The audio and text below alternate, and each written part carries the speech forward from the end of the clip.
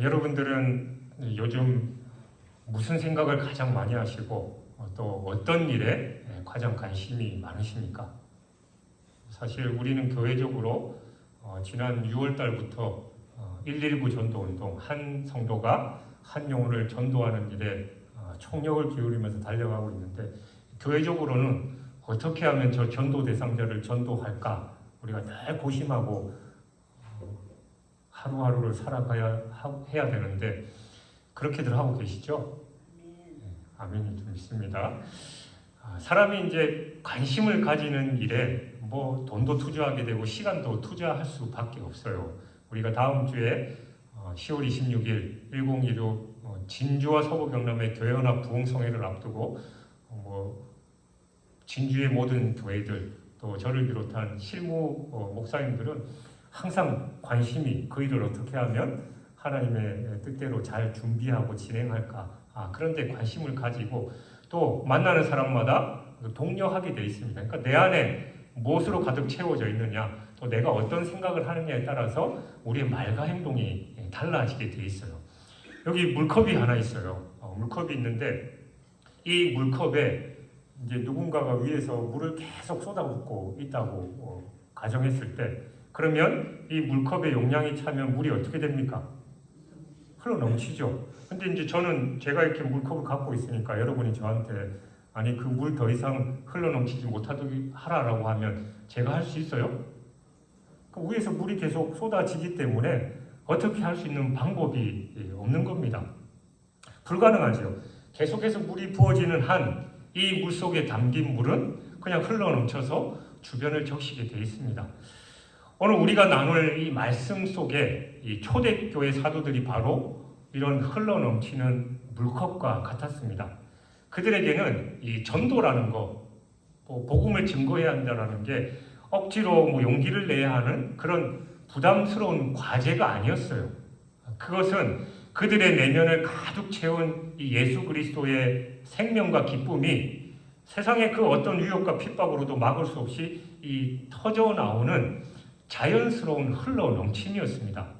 우리가 10월달 이제 VIP들을 교회로 초청하기 위해서 다음 달이 이제 추수감사주일이니까 나름대로 애쓰고 있습니다. 근데 혹시 우리의 마음이 억지로 몇 방울 이 물을 짜내려고 애쓰는 마른 컵과 같지 않은지 스스로 돌아봐야 됩니다.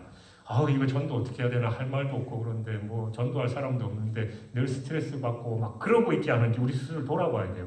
그러니까 오늘 말씀을 통해서 우리의 힘으로 전도하려던 모든 부담감을 다 내려놓고 우리 안에 이 기쁨의 생수가 다시 한번 가득 채워져서 전하지 않고서는 견딜 수 없는 복음의 증인으로 다시 서게 되기를 주님의 이름으로 축원합니다.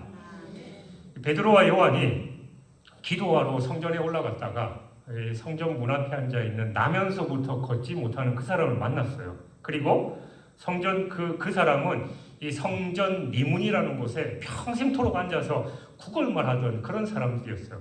그러니까 여전히 베드로는 늘 기도하는 그 시간에 습관적으로 다녔는데, 그날따라 이제 그 사람이 눈에 들어왔던 거죠. 그래서 구걸하고 있는 그 사람에게 베드로와 요한이 동전을 줄 수도 있고 지폐를 줄 수도 있었겠지만 뭐라고 합니까? 그 유명한 말, 은과 금은 내게 없거니와 내게 있는 것 곧 예수 그리스도 이름으로 명하노니 일어나 걸으라 라고 합니다. 그날따라 베드로와 요한의 마음이 그런 마음이 든 거예요. 평생 동안 성전 미문에 앉아서 구걸하고 있었던 그 사람, 또 베드로와 요한은 하루에 3번씩 늘 정해진 시간에 기도하러 성전에 들어갔었어요. 그 사람은 여러 번 봤죠. 근데 그날따라 그런 마음이 있어서 예수 그리스도의 이름으로 선포했습니다. 그러자 기적이 일어났죠. 그 사람이 나면서부터 걷지 못한 사람이었는데 일어나서 걸을 뿐만이 아니라 그냥 뛰면서 성전에 가서 찬양과 하나님을 찬양하고 경배를 한 거예요. 그러면 주변 사람들이 어떻게 됩니까?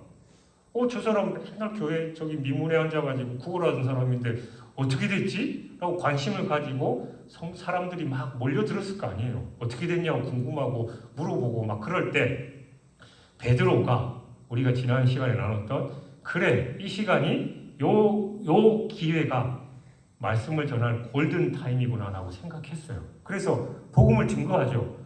이게 어떻게 됐냐? 성령의 역사가 있었고 뭐 예수 그리스도에 대해 복음을 전하자 어떤 일이 벌어졌습니까? 그 유명한 베드로의 설교를 통해서 남자만 5천 명이 회심하는 역사가 나타났어요. 그러니까 늘 일상이었지만 그날따라 성령이 감동을 주셨고 그 성전 미문에 앉은 자에게 예수 그리스도의 이름으로 명했을 때 그 사람이 그냥 뛰고 다니면서 하나님을 찬양하니까 사람들이 몰려들었고 그때 베드로가 골든타임, 복음을 전할 골든타임이다라고 생각해서 복음을 전했을 때 남자의 수만 5천 명, 그렇게 따지면 그저 여자까지 치면 최소한 10,000명이 넘는 사람이 복음을 듣고 회심하는 역사가 나타났다라는 겁니다. 베드로의 이 설교를 듣고 그 많은 사람들이 회심하자 종교 지도자들의 마음은 어땠을까요? 심기가 불편한 거예요. 자신들의 기득권이 흔들리는 것에 붕괴해서 베드로와 요한을 옥에 가둡니다. 그러니까 뭐 여러 가지 이유를 갖다 붙였겠죠. 그리고 다음 날 베드로와 요한은 산헤드린 공회 앞에 서게 됩니다. 그러니까 재판을 받는 거예요. 산헤드린은 당시 이스라엘 최고의 종교 그리고 정치 의결 기구였습니다. 그 베드로와 요한이 있던 그 자리는 불과 몇 달 전에 예수님도 동일하게 서서 사형을 선고받았던 또 예수님에게 사형을 선고했던 대제사장 안나스와 가야바를 비롯한 모든 권력자들이 여전히 서슬퍼런 눈으로 베드로와 요한을 바라보고 있었어요. 그들은 예수님의 제자들을 향해서 위협적으로 물었죠. 너네들 무슨 권세와 누구 이름으로 이런 일을 행하느냐? 우리가 무슨 근거로 또 뭐 때문에 또 무슨 이름으로 이런 일을 행하느냐라고 그렇게 물었습니다. 말 그대로 종교 지도자들이나 대제사장을 비롯한 모든 사람들이 이렇게 있는데 왜 우리 허락 안 받고 네 마음대로 이런 소요를 일으켰냐라고 따져 묻는 거예요. 근데 이 평범한 어부 출신의 두 사람에게는 이 상황이 일생일대 위기이자 심지어는 목숨이 위태로운 그런 상황이었어. 몇 달 전에 예수님이 그 자리에서 사형 선고를 받고 십자가에 돌아가시는 거, 죽는 그 모습을 그들이 다 지켜봤잖아요. 그런 상황에 이런 위압적인 경험을 다시 베드로와 요한이 하고 있는 겁니다. 이 살벌한 분위기 속에서 베드로는 성령이 충만한 가운데 조금도 위축되지 않고 예수 그리스도가 유일한 구원자이시다라는 것을 다시 한번 선포합니다. 여러분, 불과 몇 달 전만 해도 베드로의 모습이 어땠습니까? 예수님이 이 자리에서 재판을 받고 십자가에 못 박히시고 또 막 고난받는 그 장면을 저 한쪽 구석에서 바라보는 베드로, 옆에 계집종이 너도 그 당이 아니냐, 예수님하고 같이 다녔지 않냐라고 했을 때 예수님을 3번이나 부인했던 비겁한 그런 베드로였습니다. 근데 오늘 이 자리에는 그때야 예수님이었으니까 자기가 직접적인 겪는 일이 아니었음에도 그랬는데 지금은 예수님과 똑같이 신문을 받고 있는 그런 상황이었어요. 그럼에도 불구하고 몇 달 만에 베드로는 그 겁쟁이 비겁한 베드로에서 담대하게 니네 누구 마음대로 그렇게 이렇게 해서 소요를 일으켜 라고 하니까 그 예수 그리스도, 유일한 구원자 되신 예수 그리스도를 다시 한번 그 대제사장과 종교 지도자들 앞에서 선포하는 담대함을 나타내고 있었다라는 겁니다. 그리고 베드로는 정식 율법 교육 또한 받아본 적이 없었어요. 지극히 평범한 베드로와 요한이 그러면 어떻게 당대 최고의 권력기관인 산헤드린 공회 앞에서 조금도 두려움 없이 다른 이로서는 구원을 받을 수 없나니 천하 사람 중에 구원을 받을 만한 다른 이름을 우리에게 주신 일이 없느니라라고 강력하게 외칠 수 있었냐라는 겁니다.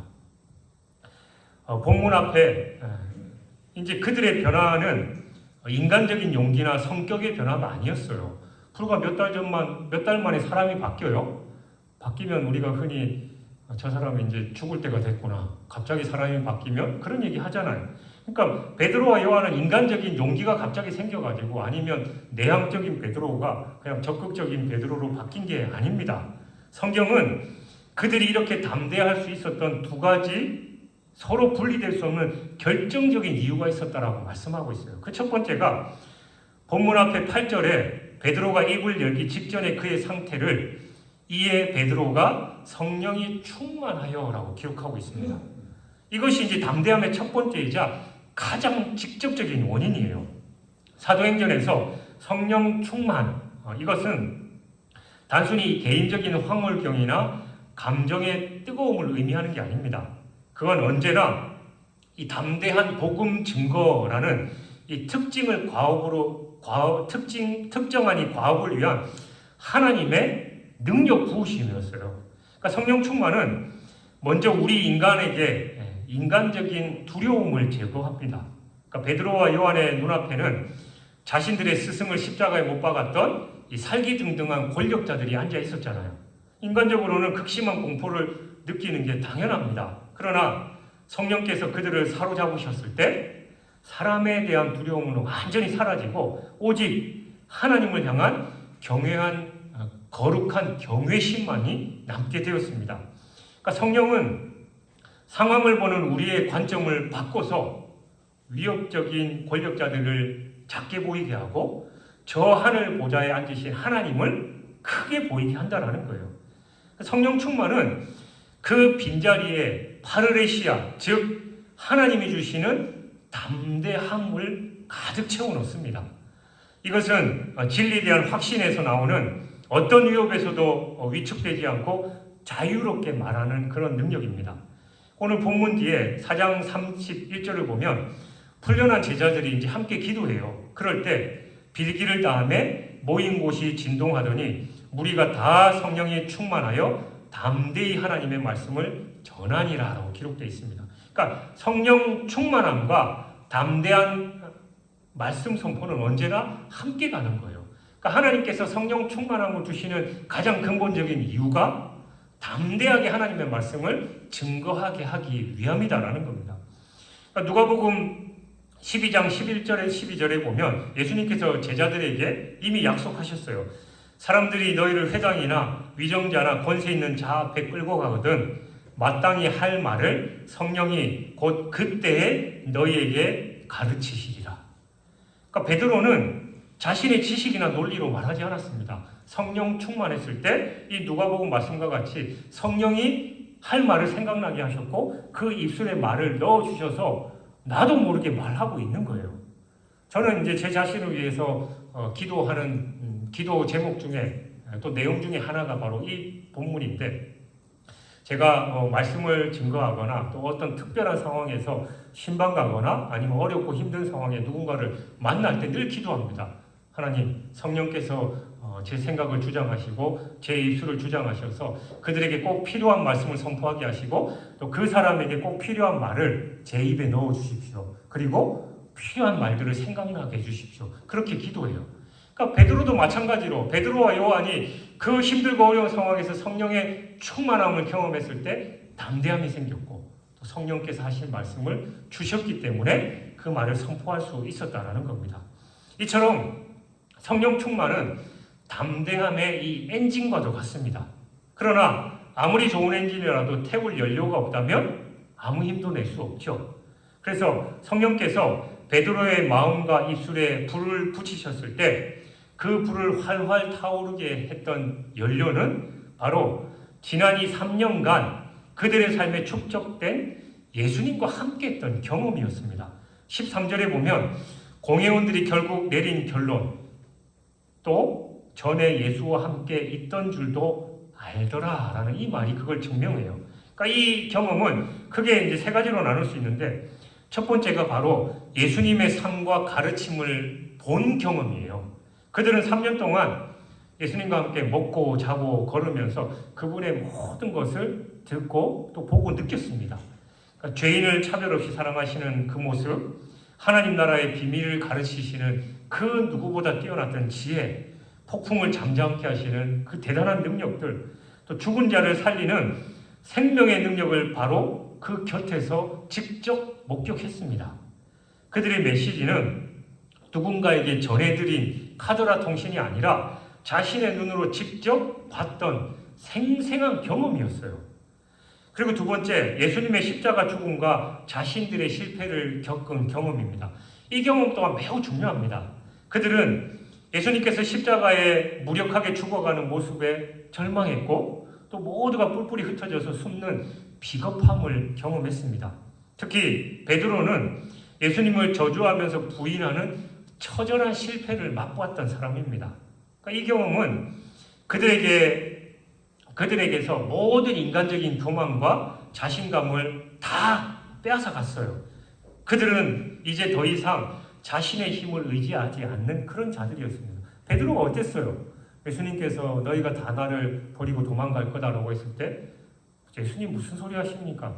다 배반하더라도 나는 결코 배반하지 않습니다라고 자신만만했던 베드로가 결국 예수님을 부인하고 또 예수님을 모른다라고 저주까지 했던 자신의 그 부끄러운 경험들, 그래 내 의로는 할 수 없구나라는 걸 다 내려놓게 됐다라는 거예요. 그리고 세 번째, 예수님의 부활을 만진 경험입니다. 이게 바로 담대함의 핵폭탄과 같은 근원이에요. 그들은 빈 무덤을 봤잖아요. 그리고 부활하신 예수님과 함께 음식을 먹었고 그분의 손과 옆구리의 상처를 만져봤습니다. 예수님의 부활은 그들에게 더 이상 신학적인 교리나 가능성이 아니었습니다. 그것은 온몸으로 체험한 세상 그 무엇으로도 부인할 수 없는 압도적인 리얼리티, 그러니까 실제였어요. 이 부활의 경험은 그들의 모든 절망과 실패를 단번에 역전시키고 죽음도 이기신 그 예수 그리스도에 대한 절대적인 확신을 심어 주었습니다. 내 눈으로 봤잖아요. 십자가에 죽으신 예수님이 3일 만에 부활해서 자기들 앞에 나타나서 자기들과 먹고 마신 걸 경험했어요. 그만큼 강력한 경험이 어디 있겠냐라는 겁니다. 그러니까 결론적으로 베드로와 요한의 담대함의 이 두 가지 요소가 결합할 때 폭발적인 시너지를 나타냈습니다. 예수님과 함께했던 경험이 이 담대함의 연료라면 성령 충만은 그 열매에 불을 붙이는 이 점화장치였습니다. 연료만 가득 쌓여 있고 불이 없으면 아무 일도 일어나지 않죠. 마찬가지로 불꽃만 있고 태울 연료가 없으면 그 불은 금방 사그라들고 맙니다.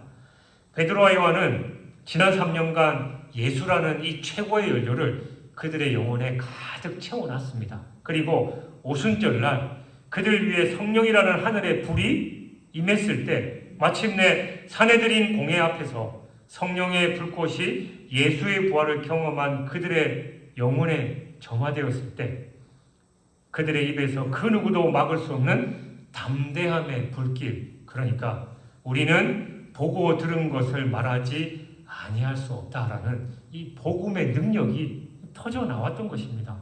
우리도 마찬가지예요. 우리는 119 전도자로서 세상 앞에 담대히 서기 위해서 바로 이 두 가지 모두가 필요합니다. 말씀을 매일 묵상하고 기도하면서 예수님과 함께하는 경험이라는 연료를 우리는 꾸준히 채워야 됩니다. 예수님이 어떤 분이신지 알아야죠. 하나님의 사랑을 경험해야죠. 그러니까 우리가 말씀 속에서 하나님을 만나고 예수님이 행하신 일들을 우리가 계속해서 채워 넣어야 해요. 그리고 우리의 힘이 아니라 성령님 저를 충만하게 하셔서 담대함을 주옵소서라고 기도하면서 하늘의 능력을 구해야 됩니다. 그때 비로소 예수님으로 가득 채워졌던 우리 안의 연료들이 성령 충만이라는 불꽃을 만날 때 우리도 베드로와 요한처럼 세상이 감당할 수 없는 복음의 증인으로 넉넉하게 서게 될 줄 믿습니다. 이 베드로와 요한의 담대함과 또 그들 옆에 버젓이 서 있는 나면서부터 걷지 못하는 그 사람, 고침받은 사람이라는 이 살아있는 증거 앞에서 공회원들은 더 이상 아무런 반박도 못했습니다. 그들이 할 수 있는 유일한 일은 복음이 더 이상 퍼져나가지 못하도록 위협하면서 그들의 입을 막는 것뿐이었어요. 그래서 18절에서 이렇게 말하죠. 그들을 불러 경고하여 도무지 예수의 이름으로 말하지도 말고 가르치지도 말라 하니. 여러분, 이건 국가가 가진 최고 권력의 명령이었습니다. 근데 이 명령을 어기면 어떻게 돼요?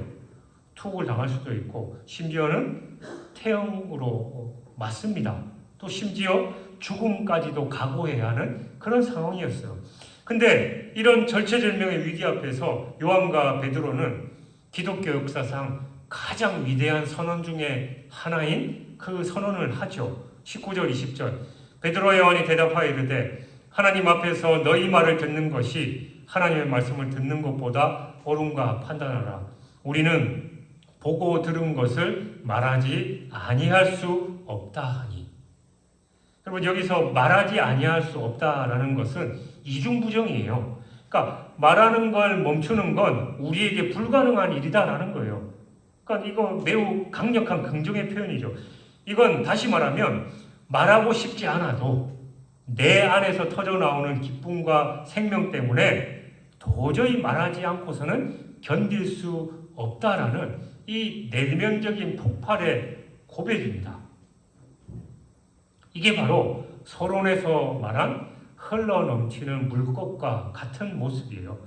그들의 영혼은 부활하신 예수님을 직접 보고 또 그분의 말씀을 직접 들은 감격과 기쁨으로 차 있습니다. 걷지 못하던 사람이 일어나 걷고 뛰는 이 생명의 능력을 눈앞에서 목격했어요. 그러니까 이 경험이 너무나 생생하고 강력했기 때문에 사내들인의 위협은 그들에게 더 이상 아무런 힘도 발휘하지 못했던 것입니다. 예레미야 선지자도 이와 동일한 심정을 고백했습니다. 그는 이 하나님의 말씀을 전하다가 온갖 조롱과 핍박을 당하자 다시는 말씀을 전하지 않겠다고 다짐을 해요. 아니 내가 하나님의 말씀을 이렇게 전하는데 그들이 하나님의 말씀을 듣고 회개하기는커녕 오히려 나를 향해서 핍박하고 모함하고 자기를 괴롭히게 하니까 아이 내가 무슨 영화를 누리겠다고 이 말씀을 전해라고 그런 생각을 했어요. 근데 예레미야서 20장 9절에서 그는 다시 이런 절규를 합니다. 내가 다시는 여호와를 선포하지 아니하며 그의 이름으로 말하지 아니하리라 하면 나의 마음이 불붙는 것 같아서 골수에 사무치니 답답하여 견딜 수 없나이다. 여러분, 전도는 억지로 짜내서 하는 게 아닙니다. 전도는 내 안에서 불붙는 것 같은 이 복음의 기쁨과 능력이 답답해서 견딜 수 없이 터져나오는 거룩한 폭발이에요. 그러니까 내 안에 뭔가 가득하면 우리가 말하지 않고 견딜 수 없잖아요.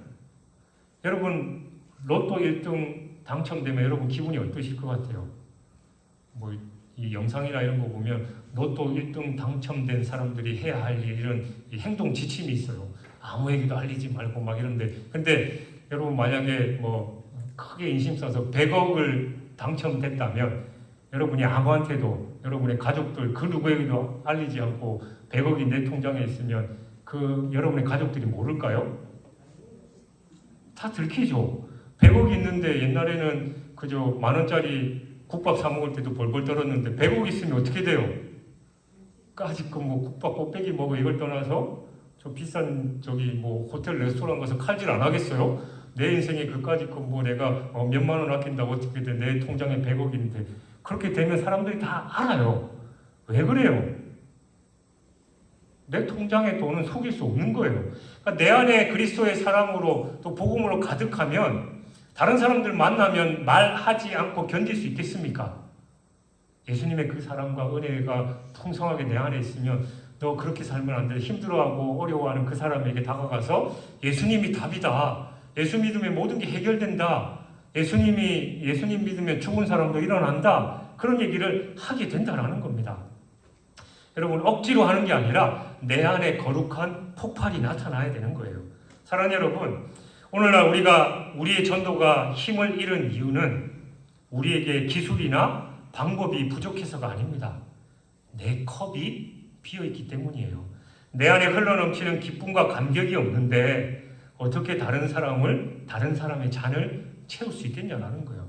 이 강단에서 담임 목사가 아무리 전도해야 된다, 한 성도가 한 영혼이라도 전도해야 되지 않겠냐라고 그렇게 침튀기면서 외쳐봐야 여러분 안에 그 예수님의 사랑과 감격이 없으면 부담 느끼는 거예요. 또 누구는 다른 사람 데리고 올 텐데 나는 못 데려가면 어떡하지? 이런 부담감으로 그냥 억지로 쥐어짜게 되는 거예요. 여러분, 그래서 우리가 10월 이 초청의 달, 우리가 전도 대상자에게 다가가기 전에 먼저 우리 자신에게 주어지는 과제를 수행해야 됩니다. 제가 두 가지 과제를 드릴게요. 먼저 여러분의 컵을 채우십시오. 이번 한 주간 여러분 전도 대상자에게 무엇을 말할까, 어떻게 얘기할까라는 걸 고민하기 전에 먼저 여러분의 영혼의 컵을 채우는데 집중하시길 바랍니다. 다른 방법 없어요. 누가 채워주지 않습니다. 최소한 하루에 15분, 20분 정도라도 시간을 내서 내가 보고 들은 것, 나를 구원하신 예수님의 십자가 사랑과 내 삶에 베푸신 은혜를 잘 묵상해 보십시오. 그리고 하나님의 말씀을 읽어보셔요. 처음 예수님을 만났을 때 그 감격을 떠올려 보시기 바랍니다. 그리고 기도 응답의 기쁨을 한번 기록해 보셔요. 여러분의 컵이 다시 한번 구원의 기쁨과 감사가 흘러넘치도록 채우는 일에 먼저 집중하시기를 바랍니다. 두 번째, 여러분의 컵이 가득 차면 여러분은 더 이상 전도를 위해서 억지로 쥐어짜지 않아도 됩니다. 그것은 자연스럽게 흘러넘치는 겁니다. 직장 동료가 삶의 고통을 토로할 때 여러분의 위로가 그에게 진심이 될 것이에요. 그리고 친구가 미래를 불안해할 때 여러분의 소망은 살아있는 간증이 되는 겁니다. 이번 한 주간 이렇게 기도하셔요. 여러분, 주님, 제 컵이 이제 가득 찼습니다. 주님, 저 이번 주간에 저 전도 대상자에게 이 기쁨이 단 한 번이라도 자연스럽게 흘러넘칠 기회를 주십시오. 여러분이 기쁨 가운데 있으면 힘들어하는 그 사람이 너는 뭘 그렇게 매일 그렇게 기뻐하고 얼굴이 밝으냐? 라고 물어볼 때 그래 왜 힘든 일이 있어? 라고 자연스럽게 대화를 하게 되면 예수님이 나의 이런 어려움 가운데 힘을 주셨고 은혜를 베푸셔서 내가 지금 그 은혜를 누리고 있다라고 자연스럽게 흘러보내는 겁니다. 그리고 그런 기회를 달라라고 성령께 기도하는 거예요. 내 안에 주님으로 가득 차 있고 성령께서 내게 담대함을 주시고 할 말을 넣어 주실 때 우리의 전도는 능력이 되고 우리가 전하는 그 말씀이 그 사람의 삶에 또 영혼의 능력이 나타나 변화될 줄 믿습니다. 여러분, 119 전도 운동은 생명을 살리는 긴급한 사명입니다. 그러나 그 사명은 두려움과 의무감 이전에 내 안에서 주체할 수 없이 터져나오는 기쁨의 흘러넘침이 돼야 되는 거예요. 이 기쁨을 회복해서 이 베드로와 요한이 그 서슬퍼런 대제사장과 또 종교 지도자들이 억압하고 누구 허락받고 그런 얘기를 해. 함부로 그러면 안 돼. 예수 이름으로 전하지도 말고 가르치도 마라고 했을 때 우리는 보고 들은 것을 말하지 않을 수 없다라고 담대하게 선포하면서 그 자리에서도 예수 그리스도를 증거했던 것처럼 여러분 안에 주님이 주시는 그 은혜가 풍성하고 또 성령께서 그 담대함을 허락하셔서 나가 복음을 전할 때 그들이 주님께로 돌아오고 여러분이 하나님께 영광 돌리는 그 주인공이 되시길 주님의 이름으로 축원합니다.